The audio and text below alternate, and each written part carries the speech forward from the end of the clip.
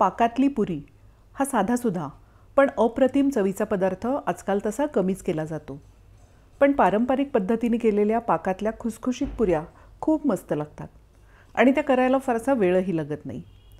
Hello friends, Kanchan Bapat रेसिपीजमध्ये तुमचं स्वागत.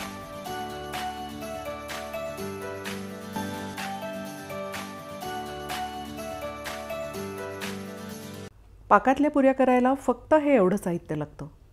1 वाटी साधी रोजच्या पोळीची कणिक आणि अर्धी वाटी मैदा घेऊ. चिमूटभर मीठ घालू. तूप कढईत गरम करून घेऊ. 1.5 वाटी एकूण पिठासाठी मी 1.5 टेबलस्पून कडकडीत गरम तूप घातलं आहे. तूप गरम आहे तोपर्यंत आधी चमच्याने तूप आणि पीठ मिक्स करून घेऊ. नंतर हाताने पीठ छान चोळून घेऊ. एवढं मोहन घातल्यावर पुऱ्या खूप खुसखुशीत होतात. तुम्हाला पुऱ्या जास्त खुसखुशीत व्हायला नको असतील तर तुपाचं मोहन थोडं कमी वापरा. तूप आणि पीठ छान मिक्स झाल्यावर त्यात लागेल तसं दही घालून कणिक भिजवून घेऊ. दह्यात पीठ भिजवल्यामुळे पुरीला चवही छान येते आणि पुऱ्या अलवार म्हणजे हलक्या होतात. जर तुम्हाला पुऱ्या जास्त हलक्या खुसखुशीत नको असतील तर तूप आणि दही दोन्ही कमी वापरा. आपल्याला 1.5 वाटी पीठ भिजवायला अर्धी वाटी दही लागलं आहे. तुम्ही आवडीप्रमाणे 2-3 टेबलस्पून दही आणि बाकी लागेल तसं पाणी वापरू शकता.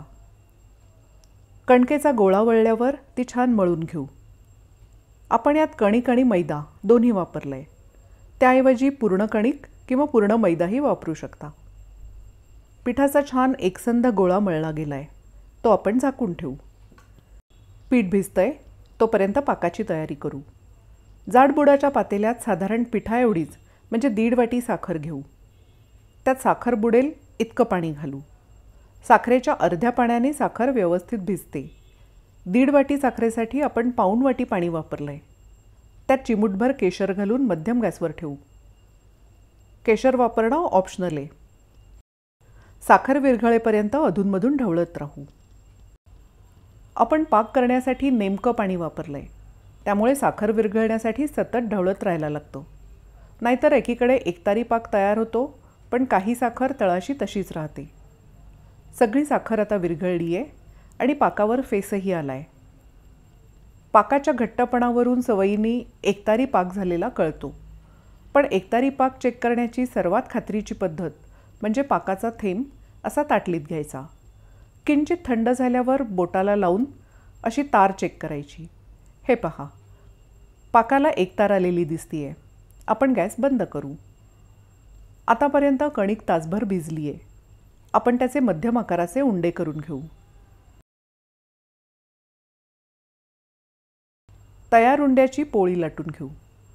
रोजच्या पोळीपेक्षा थोडी जाडसर पोळी आपण लाटली आहे. अशी मोठी पोळी लाटण्याऐवजी छोट्या छोट्या लाट्या करूनही छोट्या पुऱ्या करता येतात. पण अशी मोठी पोळी लाटून त्यातून डब्यानी छोट्या सुबक पुऱ्या कातलेल्या जास्त सोप्या पडतात आणि दिसायलाही ते छान दिसतं. यात तुपाचं मोहन असल्यामुळे हे पोलपाटाला चिकटत नाही. एवढ्या प्रमाणात अशा लहान आकाराच्या 24-25 पुऱ्या तयार झाल्या आहेत. छोट्या लाट्यांच्या या अशा पद्धतीनेही पुऱ्या लाटता येतील. लोखंडी कढईत मी आधीच तूप गरम करायला ठेवलं होतं. त्यात एक एक पुरी सोडून हलक्या गुलाबी रंगावर तळून घेऊ.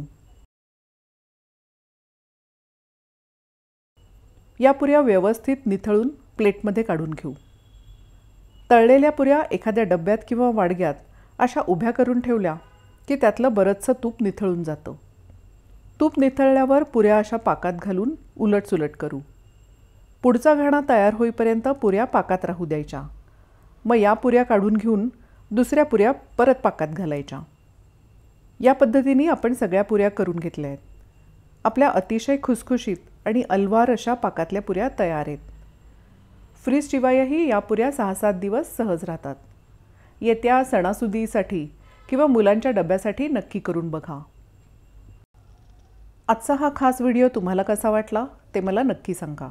तुम्ही जर कांचन बापट रेसिपीज हे चॅनल पहिल्यांदाच बघत असाल तर ते प्लीज सबस्क्राईब करा. वेगवेगळे व्हिडिओज बघा. आवडले तर लाईक करा आणि आपल्या मित्र आणि नातेवाईकांबरोबर शेअरही करा. Happy cooking.